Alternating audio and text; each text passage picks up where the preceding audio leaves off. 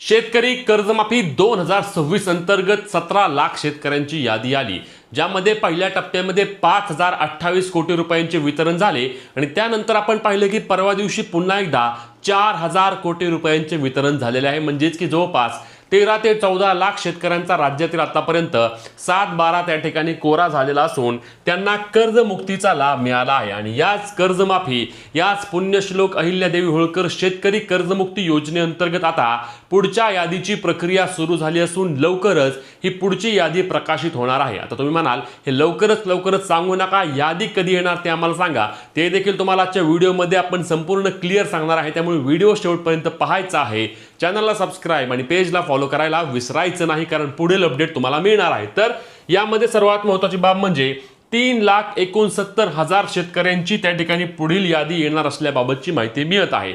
आता हे 3,69,000 शेतकरी कोण असणार आहेत आणि त्यासोबतच जे रेग्युलर शेतकरी आहेत त्यांच्या अनुदानामध्ये काही प्रमाणामध्ये वाढ होणार की नाही, कारण आपण पाहिले आहे की किसान सभेचे अजित नवले असतील, रविकांत तुपकर असतील, अशा विविध शेतकरी नेत्यांच्या वतीने राज्यातील 23 लाख शेतकरी ज्यांना हे 50,000 रुपये प्रोत्साहनपर अनुदान सध्या तरी 50 आहे कारण वाढ झाली नाही, या शेतकऱ्यांनी जी मागणी केली आहे की आम्हाला 2 लाखांपर्यंत अनुदान द्यायलाच हवे, तर यामधील कोणती नवीन अपडेट समोर आली आहे का? चला सर्व सविस्तर माहिती जाणून घेणार आहोत, त्यामुळे आपल्या पेजला फॉलो आणि चॅनलला सबस्क्राइब करायला विसरू नका। तर शेतकरी मित्रांनो, सर्वात महत्त्वाची पहिली बाब म्हणजे कर्जमाफीच्या पुढच्या यादीमध्ये OTS शेतकरी असणार अशी माहिती मिळत आहे। OTS म्हणजे वन टाइम सेटलमेंट किंवा एक वेळ समझोता। एक वेळ समझोता म्हणजे काय, तर या कर्जमाफीमधील ज्या शेतकऱ्यांचं कर्ज हे 2 लाखांपेक्षा वर आहे ते शेतकरी यामध्ये पात्र असतील।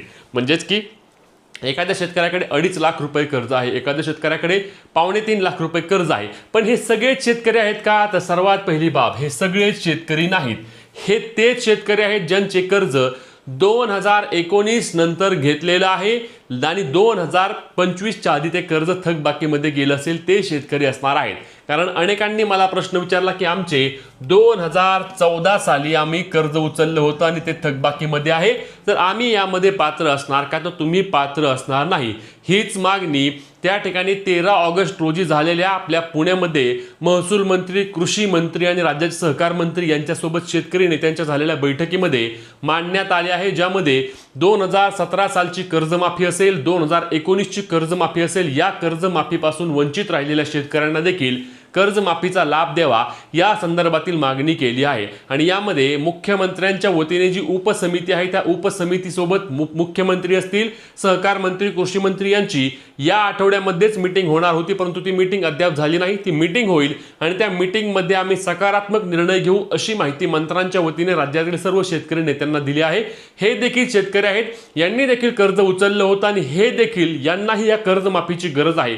हे 17च्या कर्जमाफीपासून वंचित राहिले आहेत, 19च्या कर्जमाफीपासून वंचित राहिले आहेत, म्हणून यांची देखील सरकारने दखल घेऊन यांना देखील या कर्जमाफी अंतर्गत OTSचा लाभ द्यावा, जेणेकरून वरची जी काही रक्कम असेल ती रक्कम ती बँकेमध्ये आणून भरतील। आता ही रक्कम भरण्यासाठी मुदत तुम्हाला किती दिवस आहे, तर ही रक्कम भरण्यासाठी तुम्हाला 31 मार्च 2027 पर्यंतची मुदत आहे। म्हणजेच की जी काही तुमची रक्कम असेल ती रक्कम तुम्ही 31 मार्चच्या आधी त्या ठिकाणी तुमच्या बँक असेल, सोसायटी असेल, जिथून तुम्ही कर्ज घेतला आहे तिथे आणून ती रक्कम भरायची आणि त्यानंतर तुम्हाला सरकारच्या वतीने जे 2 लाख रुपये मिळणार आहेत ते 2 लाख रुपये तुमच्या कर्ज खात्यामध्ये जमा केले जातील आणि तुम्हाला या कर्जमाफीचा लाभ मिळणार आहे। अशा पद्धतीने ही पुण्यश्लोक अहिल्यादेवी होळकर शेतकरी कर्जमुक्ती योजनेअंतर्गतली एक वेळ समझोता किंवा OTS योजना चालणार आहे। आता यामध्ये मिळालेल्या माहितीनुसार यासाठी राज्यातील 3,69,000 शेतकरी पात्र झाले आहेत की ज्यांच्याकडे 2 लाखांपेक्षा जास्त कर्ज आहे। हे 3,69,000 कोण आहेत, तर यांनी 2019 नंतर कर्ज घेतलं आहे आणि यांचं कर्ज हे 2 लाखांपेक्षा वर आहे। 19च्या आधीच्या शेतकऱ्यांचा यामध्ये समावेश नाही। आणि मग आता तुम्हाला या OTS साठी तुम्ही तुमच्या बँकेमध्ये जाऊ शकता।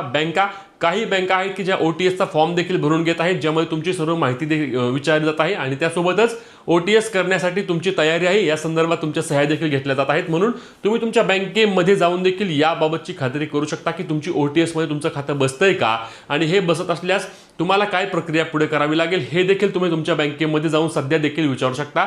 या संदर्भातील यादी देखील येणार आहे। आणि लक्षात घ्या, मी सांगितल्याप्रमाणे 2 लाखांच्या वरची रक्कम आधी तुम्हाला भरावी लागेल। आता एक वेळ समझोता योजनेमध्ये तुम्ही बसताय का, यामुळे मी तुम्हाला म्हटलं की आधी बँकेमध्ये जाऊन खात्री करायची आहे। बँक ओके म्हणली की ई-केवायसी करून ई-केवायसी झाल्यानंतर ही जी काही तुमची रक्कम असेल ती रक्कम तुम्ही बँकेमध्ये आणून भरायची आहे। भले 4 लाख असू द्या, 5 लाख असू द्या, म्हणजेच की जी तुमची थकबाकी असेल ती वरची रक्कम तुम्हाला त्या ठिकाणी तुमच्या बँकेमध्ये कर्ज खात्यामध्ये आणून भरावी लागेल, जेणेकरून तुम्हाला या कर्जमाफी अंतर्गत 2 लाख रुपयांच्या कर्जमाफीचा लाभ मिळणार आहे। आता राहिला मुद्दा राज्यातील 23 लाख शेतकऱ्यांचा, जो मुद्दा आपण लावून धरलेला आहे आणि शेवटपर्यंत नक्कीच लावून धरणार आहोत, म्हणजेच की या रेग्युलर शेतकऱ्यांना 2 लाख रुपयापर्यंतचे प्रोत्साहनपर अनुदान द्यायलाच हवे। वारंवार सांगतोय, या शेतकऱ्यांवर अन्याय होता कामा नये। ज्यांनी बँकिंग सिस्टीम चांगली चालू ठेवली आहे, जे शेतकरी कितीही अडचण आली, कितीही संकट आले तरी देखील त्यांची कर्ज खाते आहेत किंवा कर्जाची रक्कम जी आहे ती आणून भरतात, प्रत्येक वर्षी त्यांचं कर्ज नवे जुने करतात, तर या शेतकऱ्यांना जो दिलासा आहे, या शेतकऱ्यांना जे प्रोत्साहन आहे ते चांगल्याच पद्धतीने द्यायला हवे। आणि म्हणून 2 लाखांपर्यंत प्रोत्साहनपर अनुदान जी मागणी राज्यातील 23 लाख शेतकरी करतायत, याबाबत सरकारने सकारात्मक निर्णय घेऊन त्यांना 2 लाखांपर्यंतची एकतर कर्जमाफी द्या किंवा 2 लाख रुपयापर्यंतचे प्रोत्साहनपर अनुदान त्यांच्या बँक खात्यामध्ये लवकरात लवकर जमा करा। कारण हे शेतकरी हा कणा आहे आणि ह्या कणा जर ढासळला तर येणाऱ्या काळामध्ये पुन्हा एकदा खूप जास्त अडचणी येतील। जर आम्ही रेग्युलर कर्ज भरतोय तर आम्हाला फक्त 50,000 रुपये आणि जे कर्ज थकवतायत त्यांना 2 लाख रुपये, हा कोणता त्या ठिकाणी सरकारचा निर्णय आहे, अशा संदर्भात देखील हे शेतकरी विचारत आहेत। तुम्हाला याबाबत काय वाटते नक्की कमेंट करून सांगा। ही व्हिडिओ जास्तीत जास्त शेअर करा आणि पुढील सर्व अपडेट्ससाठी आपल्या पेजला फॉलो, चॅनलला सबस्क्राईब आणि तुमचे प्रश्न, तुमच्या प्रतिक्रिया कमेंटच्या माध्यमातून नक्की कळवा।